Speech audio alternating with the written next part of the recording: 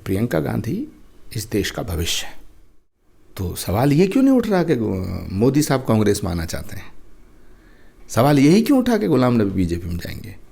लगता है कि नरेंद्र मोदी जी के इस माया जाल को 2024 में प्रियंका गांधी तोड़ देंगी। सलाम इंडिया, सलाम दोस्तों, मैं हूं यूसुफ अंसारी और एक अहम बातचीत करने के लिए आज मैं मौजूद हूं आचार्य प्रमोद कृष्णम जी के साथ। आचार्य प्रमोद कृष्णम कांग्रेस की महासचिव प्रियंका गांधी के राजनीतिक सलाहकार हैं और इस वक्त जो कांग्रेस में अंदरूनी उठापटक मची हुई है उस पर हम उनसे बात करेंगे। आचार्य जी, आपका स्वागत है हमारे इस कार्यक्रम में।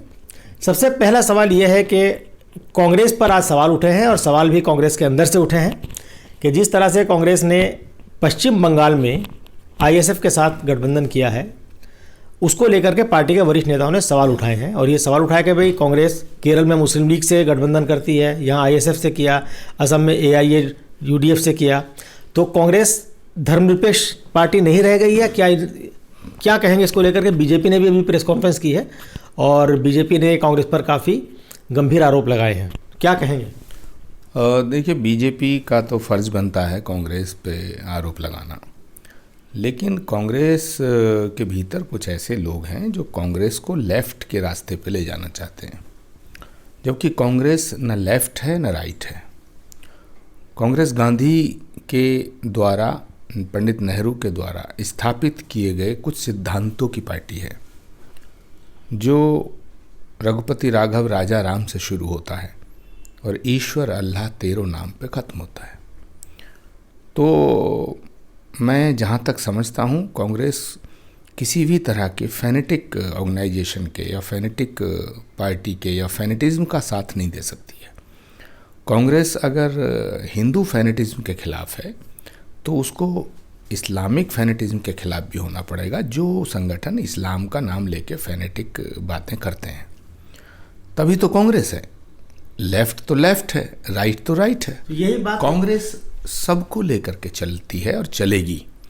जहाँ तक सवाल है गठबंधनों का, तो गठबंधन होना और गठबंधन ना होना ये सत्ता को ध्यान में रख के किया जाता है, जनता की भावनाओं को ध्यान में रख के किया जाता है।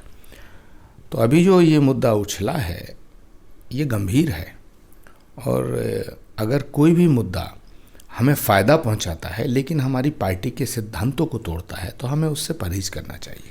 आनंद शर्मा ने साफ तौर पे लिखा है ट्विटर पे कि भाई इस तरह का फैसला करने से पहले कम से कम सीडब्ल्यूसी में चर्चा होनी चाहिए थी। और उन्होंने ये भी कहा है कि साहब आईएसएफ के साथ जो गठबंधन हुआ है पार्टी का, वो गठबंधन नेहरू गांधी की विचारधारा के खिलाफ है। अहम बात ये भी है कि अधीर रंजन चौधरी जो कि लोकसभा में कांग्रेस के नेता हैं, उन्होंने ये सफाई पेश की है कि साहब आईएसएफ का गठबंधन जो है सीपीएम के साथ है और हम उसमें से कोई सीट अपनी आईएसएफ को नहीं छोड़ रहे हैं। तो ये क्या कन्फ्यूज़न किस तरह का है? इतनी पुरानी पार्टी और इतने अहम मुद्दे पर इस तरह से कन्फ्यूज़न वाली बात कर रही है। देखिए, आनंद शर्मा कांग्रेस के वरिष्ठ नेता हैं, राज्यसभा में उपनेता रहे हैं और आज भी कांग्रेस की हायर बॉडी और कांग्रेस हाईकमान के नज़दीकी माने जाते हैं। छात्र जीवन, छात्र संगठन की राजनीति से यहाँ तक आए हैं, तो उनकी बात में दम तो नज़र आता है। कांग्रेस अगर किसी फैनेटिक पार्टी से, फैनेटिज्म परोसने वाली किसी संगठन और तंजीम से अगर समझौता करती है तो इससे तो फिर ओवैसी की पार्टी से भी समझौता कर लेना चाहिए था बंगाल में। तो आपको लगता है कि जो आईएसएफ है वो फैनेटिज्म फैलाने वाली पार्टी है? सवाल मेरे लगने का नहीं है, सवाल है पब्लिक परसेप्शन क्या है। जनतंत्र में सारी शक्तियाँ जनता में निहित होती हैं। परसेप्शन ये है कि वो एक ख़ास एजेंडे को लेके चलते हैं जो कांग्रेस को सूट नहीं करेगा, जो देश को सूट नहीं करेगा। अगर कोई कहता है कि ये देश में आईएस और शरिया कानून लागू हो तो हम उसका विरोध करेंगे, क्योंकि हम हिंदू राष्ट्र का भी विरोध करते हैं। कोई कहता है कि ये देश जो है वो सिर्फ हिंदुओं का है तो हमने बीजेपी की उस फैनेटिक विचारधारा का विरोध किया है।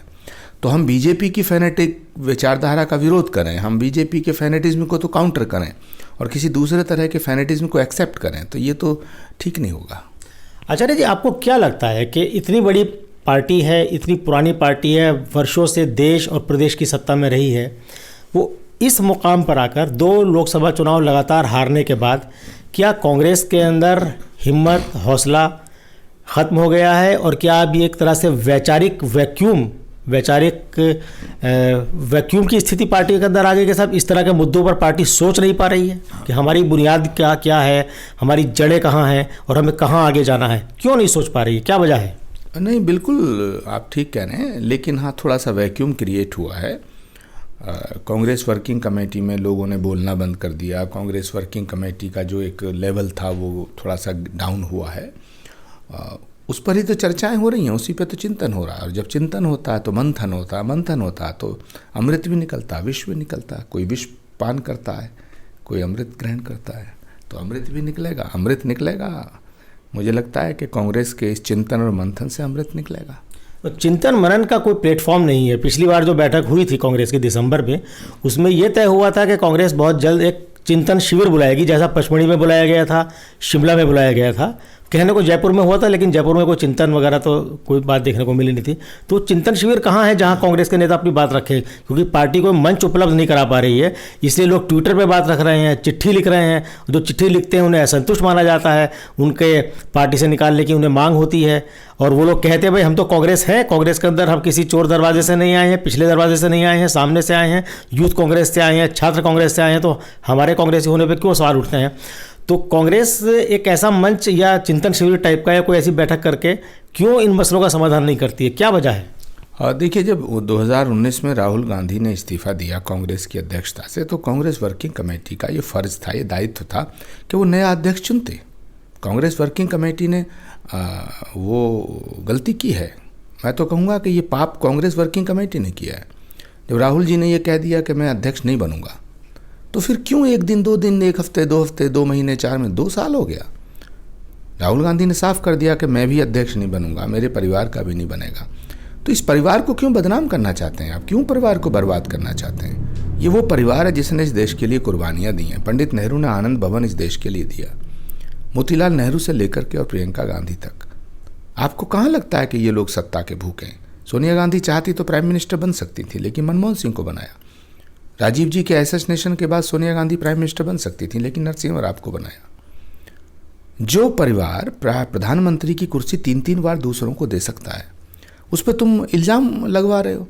ये कांग्रेस वर्किंग कमेटी की घोर निकम्मापन है। मैं तो कहूँगा वर्किंग कमेटी नहीं है, नॉन वर्किंग कमेटी है। सबको भंग कर देना चाहिए इसको।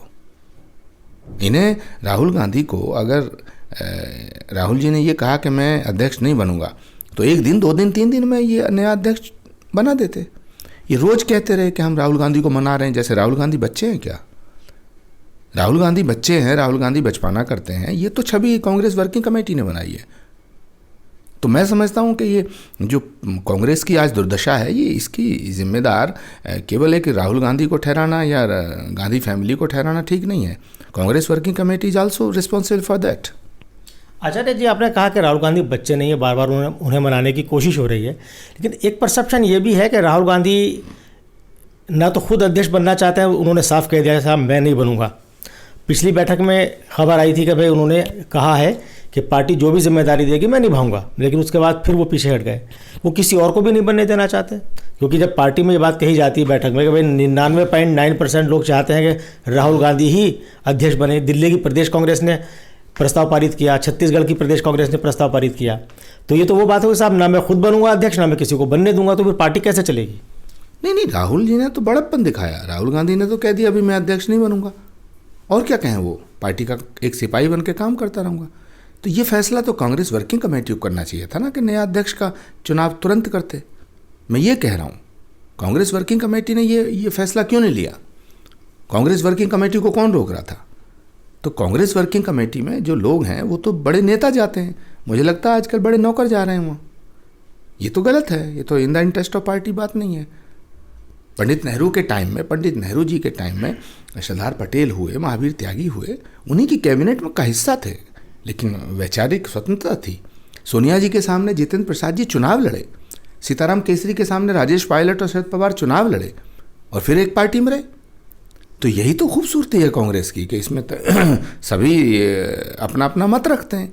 यहाँ भारतीय जनता पार्टी की तरह थोड़ा ही है कि जो नरेंद्र मोदी जी और अमित शाह के गुलाम बैठे हैं सब। लेकिन अफसोस के कांग्रेस वर्किंग कमेटी में भी मुझे लगता है कि नौकरों की तादाद बढ़ गई है। अभी आपने कहा कि नेहरू के ज़माने से परंपरा रही है कि लोग विचार रखते थे और पार्टी में साथ रहते थे। फिर ये क्यों हो रहा है कि अगस्त में जिन कांग्रेस के वरिष्ठ नेताओं ने सोनिया जी को चिट्ठी लिखकर ये कहा कि भाई पार्टी को एक फुल फ्लैज अध्यक्ष की ज़रूरत है, वर्किंग अध्यक्ष जो पूरी जान लगा के पार्टी के लिए काम करे, फुल टाइम काम करे, उन सभी नेताओं को कहीं ना कहीं टारगेट पर रखा गया। लोग कहते साहब उन्हें बर्फ़ में लगाया गया, महत्वपूर्ण जगहों पर नहीं दिया गया, और अभी उस चिट्ठी को बहुत सारे लोगों को भेजा गया, ऐसी खबरें आ रही हैं। और राज्यसभा, जैसे गुलाम नबी आज़ाद राज्यसभा से रिटायर हुए हैं, उनको किनारे पर डाला गया है, या G23 एक ग्रुप क्रिएट हो गया कांग्रेस के अंदर। तो क्या वो असहमति, उनका भी तो ये कहना है कि भाई कांग्रेस अपनी परंपरा से हट रही है, उनके खिलाफ जो है नारेबाजी कराई गई, पार्टी से निकालने की बात मांग की गई। नहीं, मैं ऐसा नहीं मानता। ग्रुप 23 जिसे आप कह रहे हैं उसमें कपिल सिब्बल हैं, आनंद शर्मा हैं, गुलाम नबी आज़ाद हैं, भूपेंद्र सिंह हुड्डा हैं, बीरप्पा मोइली हैं, जितिन प्रसाद हैं, मनीष तिवारी हैं। ये तो कांग्रेसी लोग हैं, ये तो कांग्रेस के घोर समर्थक लोग हैं और कांग्रेस नेतृत्व के सबसे नज़दीकी लोगों में से हैं। और कांग्रेस नेतृत्व इस पर कह चुका है कि ये बगावत नहीं है। जब चिट्ठी लिखी गई थी तो सोनिया जी ने भी साफ किया था, कांग्रेस के प्रवक्ता रणदीप सिंह सुरजेवाला ने साफ किया था कि ये तो कांग्रेस की अंदरूनी बातें हैं, ये पार्टी विरोधी से नहीं माना जाएगा। तो आज अगर अधीर रंजन चौधरी इस तरह की बात करते हैं तो मुझे लगता है कि ये ठीक नहीं है। पार्टी को मजबूत करने के लिए अगर कोई आवाज़ उठती है तो उसका स्वागत होना चाहिए, ये डेमोक्रेसी है और कांग्रेस एक डेमोक्रेटिक पार्टी है। लेकिन फिर मैं वही बात कहूँगा कि कुछ दिनों से ऐसा हुआ है कि कांग्रेस में कुछ नौसिखिए लोग सीनियर लीडर्स के ऊपर अपना हुक्म चलाते हैं, उसको ठीक कर लिया जाएगा। जब से गुलाम नबी आज़ाद राज्यसभा से रिटायर हुए हैं और राज्यसभा ने जो वो मंज़र देखा कि प्रधानमंत्री गुलाम नबी आज़ाद को याद करके रोए, गुलाम नबी आज़ाद प्रधानमंत्री को याद करके रोए, लगा के रोने का कंपटीशन चल रहा है, उसके बाद से लगातार ये चर्चा है कि गुलाम नबी आज़ाद बीजेपी में जा सकते हैं। मोदी जी की तारीफ़ वो करते हैं, मोदी प्रेम उनका जागा अचानक, इससे पहले तो नहीं जागा, 7 साल से मोदी जी प्रधानमंत्री हैं। तो क्या आपको लगता है कि हालांकि गुलाम नबी आज़ाद ये कह चुके हैं, जब उनसे पूछा गया था कि भाई मैं बीजेपी में उस दिन शामिल होऊंगा जिस दिन कश्मीर में काली बर्फ़ पड़ेगी, लेकिन फिर मोदी जी का जिस तरह प्रेम जाग रहा है और जम्मू कश्मीर से इस तरह के संकेत मिल रहे हैं कि देर सवेर गुलाम नबी आज़ाद कांग्रेस छोड़ सकते हैं और बीजेपी की तरफ जा सकते हैं, आपको लगता है कि ऐसा हो सकता है? देखिए, राजनीति में कुछ भी हो सकता है, लेकिन मुझे लगता नहीं कि ऐसा होगा। जहाँ तक मोदी जी के आंसुओं का सवाल है तो मोदी भी एक व्यक्ति हैं, रो सकते हैं। प्रधानमंत्री जी गुलाम नबी के लिए रोए या ट्रंप के लिए रोए, ये तो प्रधानमंत्री जाने।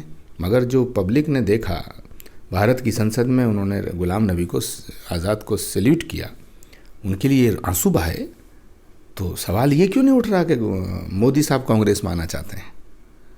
सवाल यही क्यों उठा कि गुलाम नबी बीजेपी में जाएंगे?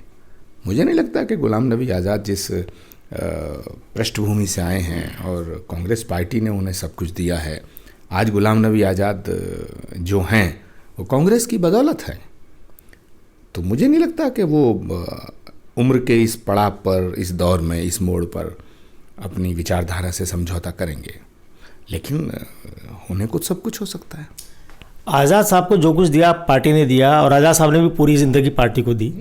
आज़ाद साहब से पहले कई ऐसे एग्जाम्पल हैं जिन्हें सब कुछ पार्टी ने दिया था। मसलन नजमा हेपतुल्ला 18 साल राज्यसभा की उपसभापति रहीं, लेकिन जैसे राज्यसभा का कार्यकाल उनका ख़त्म हुआ और ऐसा लगा कि दोबारा नहीं मिलेगा, उन्होंने अटल बिहारी वाजपेयी की तारीफ शुरू कर दी और बीजेपी चली गई। आपके विजय बहुगुणा जो मुख्यमंत्री रहे, मुख्यमंत्री से जब उन्हें हटाया गया तो वो भी चले गए, उनकी बहन रीता बहुगुणा, पूरा ख़ानदान चला गया उधर। ये परिवार के बहुत नज़दीक माने जाते थे और कांग्रेस की कस्में खाते थे कांग्रेसी होने की। देखिए, मैंने साफ कहा है कि राजनीति में सब कुछ हो सकता है। शत्रुघ्न सिन्हा मोदी जी के और अडवाणी के कसीदे करते थे, वो कांग्रेस में आ सकते हैं। डॉक्टर संजय सिंह अमेठी के बहुत बड़े नेता थे, वो बीजेपी में जा सकते हैं। नरेश अग्रवाल जैसा आदमी बीजेपी में जा सकता है। बहुत सी बातें हो सकती हैं, लेकिन मैं इस बात को मानने को तैयार नहीं हूँ कि गुलाम नबी आज़ाद या आनंद शर्मा जैसे नेता राज्यसभा के लिए अपनी विचारधारा से समझौता करेंगे, मुझे इस बात में दम नहीं नजर आता। आगे कोई और संभावना कहीं का राज्यपाल बना दिया जाए, राष्ट्रपति उपराष्ट्रपति का पद आगे होने वाला है, वो अगर मोदी जी खुद ऑफर कर ही दें आज़ाद साहब को, तो क्या आज़ाद साहब मना कर पाएंगे या कोई भी देश का व्यक्ति मना कर पाएगा? इसका जवाब तो नरेंद्र मोदी दे सकते हैं या गुलाम नबी आज़ाद दे सकते हैं, मैं क्या कह सकता हूँ। जिस तरह मोदी जी का चरित्र है, और लगता नहीं कि गुलाम नबी आज़ाद के प्रति अपनी सहानुभूति जताकर मोदी जी ने एक फ़ायदे का अवसर ढूंढा है, कांग्रेस की आपदा में अपना अवसर एक ढूंढा है कि कांग्रेस को और बदनाम किया जाए, कांग्रेस की फूट को उजागर किया जाए, इसीलिए वो मोदी जी के आंसू कांग्रेस को परेशान करने के लिए थे? देखिए, मोदी जी एक मायावी व्यक्तित्व हैं। वो कब क्या करते हैं, कब क्या करेंगे, ये तो देवता, गंधर्व और ऋषि मुनि महात्मा भी नहीं जान पाए, भारत की जनता क्या जानेगी। तो मैं इस पर कोई टिप्पणी करूं तो ज़्यादा उचित नहीं होगा। इतना ही जान लीजिएगा कि भविष्य के गर्भ में क्या है ये तो परमात्मा जानता है। लेकिन जहाँ तक मेरा अनुभव है, मैं ऐसा नहीं मानता कि एक राज्यसभा के लिए या किसी पद के लिए गुलाम नबी आज़ाद बीजेपी ज्वाइन करेंगे। मैं इसको मानने को अभी तैयार नहीं हूँ। आचार्य जी, आपने कहा कि मोदी जी एक मायावी व्यक्तित्व के धनी के मालिक हैं। कुछ दिन पहले राहुल गांधी जी की एक प्रेस कॉन्फ्रेंस थी AICC हेडक्वार्टर पे, उन्होंने भी ये कहा था कि मोदी जी का मायाजाल बहुत तगड़ा है and someone will break this मायाजाल। तो सवाल पैदा होता है कि राहुल गांधी कांग्रेस के अध्यक्ष थे, उन्होंने हार की जिम्मेदारी लेकर इस्तीफा दे दिया, वो अध्यक्ष बनना नहीं चाहते, पार्टी में फिर भी लीड पोजीशन में रहना चाहते। मोदी के खिलाफ अगर कांग्रेस में कोई सबसे बुलंद आवाज़ है तो वो राहुल गांधी की आवाज़ है। वो जिम्मेदारी लेना नहीं चाहते हैं और ये इंतज़ार कर रहे हैं साहब मोदी का मायाजाल कोई और आके तोड़ेगा। तो क्या उनका इशारा प्रियंका की तरफ है या वो खुद तोड़ेंगे? कैसे टूटेगा? देखिए, प्रियंका गांधी इस देश की बहुत ही लोकप्रिय नेता हैं और देश की जनता में जिन नेताओं की सबसे ज़्यादा अपील है मासेज में, उनमें से प्रियंका गांधी एक है।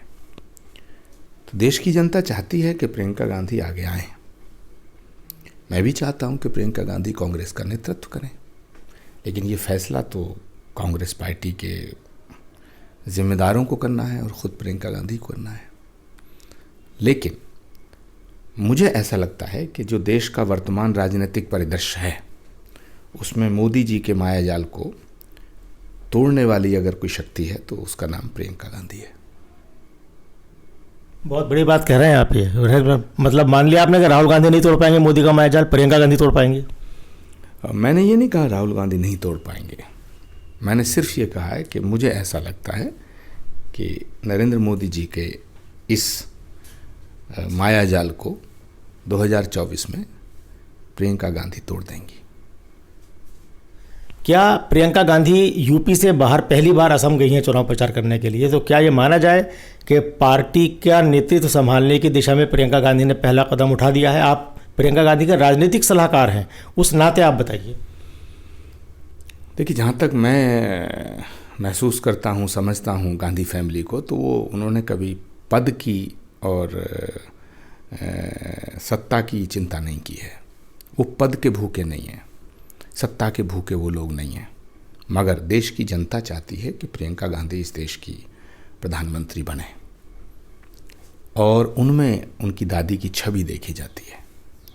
मुझे आज तक कोई भी ऐसा व्यक्ति नहीं मिला, न जवान मिला, न बुजुर्ग मिला, न महिला मिली, न पुरुष मिला, न गरीब, न अमीर, न गांव का, न शहर का, जिसने मुझसे ये ना कहा हो कि आचार्य जी प्रियंका गांधी को आगे लाइएगा। अब प्रियंका जी को आगे लाना मेरे हाथ में नहीं है, लेकिन मैं एक देश के नागरिक की तरह मैं ये बात तो रख सकता हूँ। तो मैं जो बात कह रहा हूँ अपने अनुभव के आधार पर कह रहा हूँ। कांग्रेस पार्टी क्या निर्णय लेती है वो अलग विषय है, लेकिन मैं ऐसा मानता हूँ कि प्रियंका गांधी इस देश का भविष्य है। आप प्रियंका गांधी के राजनीतिक सलाहकार हैं, तो क्या ये राजनीतिक सलाहकार ये राय प्रियंका गांधी को देगा कि वो आगे बढ़कर कांग्रेस का नेतृत्व संभालें और सत्ता में आकर फिर देश का नेतृत्व करें? समय मिला और मौका आया तो मैं ज़रूर बात करूंगा।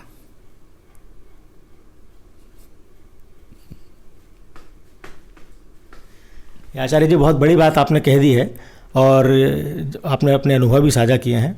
एक और मैं आपसे जानना चाहता हूँ सवाल कि क्या आपको लगता है कि जिस तरह का स्टैंड राहुल गांधी ने लिया था कि ना मैं बनूंगा अध्यक्ष और ना मेरे परिवार का कोई बनेगा, तो उस जब भी प्रियंका गांधी से पूछा गया है कि आप अध्यक्ष बनिए, तो उन्होंने एक ही बात कही है कि कांग्रेस के अध्यक्ष होने के नाते राहुल गांधी ने मुझे उत्तर प्रदेश की जिम्मेदारी सौंपी थी और मैं उस मिशन को पूरा कर रही हूँ, उसके अलावा मैं कुछ नहीं। आज आप कह रहे हैं साहब उनके आगे बढ़ के करना चाहिए। पार्टी में एक बड़ा तबका है जो चाहता है प्रियंका गांधी को कांग्रेस का अध्यक्ष बनाया जाए, कि अखबारों में भी खबरें छपी हैं। तो क्या वो वक्त आ गया है कि राहुल गांधी अपनी जिद से पीछे हटकर प्रियंका गांधी को आगे करें? देखिए, राहुल गांधी जी ने अपनी इच्छा व्यक्त की थी कि मैं अध्यक्ष नहीं बनूंगा और मेरे परिवार का भी नहीं बनेगा, लेकिन उनका फैसला कांग्रेस मानेगी, उनकी इच्छा को उनका फैसला माना जाएगा, एक तो ये सवाल है। दूसरा, राहुल गांधी अब कांग्रेस के पूर्व अध्यक्ष हैं, तो वो उनकी जो इच्छा है उसको कांग्रेस का फैसला कैसे माना जाए? तो कांग्रेस पार्टी विल डिसाइड कि क्या करना है। कांग्रेस पार्टी के जो वरिष्ठ नेता हैं, ये उनमें चर्चा है कि अगर पार्टी को एक रखना है और पार्टी को ताकतवर बनाना है तो प्रियंका गांधी के नेतृत्व में हम आगे बढ़ सकते हैं। प्रियंका गांधी हमारी एक उम्मीद हैं, लेकिन इसका फैसला तो प्रियंका गांधी करेंगी। जहाँ तक मुझे लगता है कि कोई फैसला, बड़ा फैसला ज़रूर होगा। कब तक इस फैसले की उम्मीद कर रहे हैं? देखते जाइए, जल्दी होगा। पार्टी की तरफ से आधिकारिक रूप से कहा गया है कि जून के शुरू में पार्टी के चुनाव होंगे और दिल्ली प्रदेश कांग्रेस कमेटी, छत्तीसगढ़ प्रदेश कांग्रेस कमेटी और शायद कोई और लोगों ने भी ये फैसला किया है कि वो राहुल गांधी को अपना उम्मीदवार बनाएंगे अध्यक्ष पद के लिए। इसके लिए हालांकि राहुल गांधी की लिखित अनुमति की ज़रूरत होगी। तो क्या आप चाहेंगे कि साहब प्रियंका गांधी को चुनाव लड़ाया जाए? कोई कांग्रेस कमेटी ये बात कहे कि प्रियंका गांधी अध्यक्ष पद का चुनाव लड़ें, वो उनकी उम्मीदवार होंगी? क्यों नहीं हो सकती हैं? प्रियंका गांधी कांग्रेस की आज महासचिव हैं, लेकिन इतना मैं ज़रूर कहूँगा कि अगर प्रियंका गांधी कांग्रेस की अध्यक्षता के लिए चुनाव लड़ने की इच्छा व्यक्त करती हैं तो कांग्रेस में फिर कोई चुनाव नहीं होगा, क्योंकि प्रियंका गांधी सर्वमान्य नेता के रूप में कांग्रेस में स्थापित हो जाएंगी। आचार्य जी, आपने बहुत बेबाकी के साथ अपनी बात रखी है और मुझे लगता है कि इस बातचीत को हम यहाँ विराम दें, क्योंकि सब कुछ तो आपने कह दिया है। तो ये थे कांग्रेस महासचिव प्रियंका गांधी के राजनीतिक सलाहकार आचार्य प्रमोद कृष्णम, जिन्होंने साफ तौर पे दो टूक शब्दों में कहा है कि प्रियंका गांधी न सिर्फ कांग्रेस का बल्कि देश का भविष्य है और मोदी के मायाजाल को प्रियंका तोड़ सकती हैं, ऐसा उन्हें विश्वास है। और ये विश्वास उन्हें इसलिए है कि देश भर के साधु संत और देश भर में घूमने के बाद लोगों से इन्हें इस तरह का फीडबैक मिला है। तो दोस्तों, इस बातचीत को हम यही विराम देते हैं। फिर मुलाकात होगी किसी और शख्सियत के साथ। तब तक के लिए मुझे इजाज़त दीजिए। जय हिंद, जय भारत।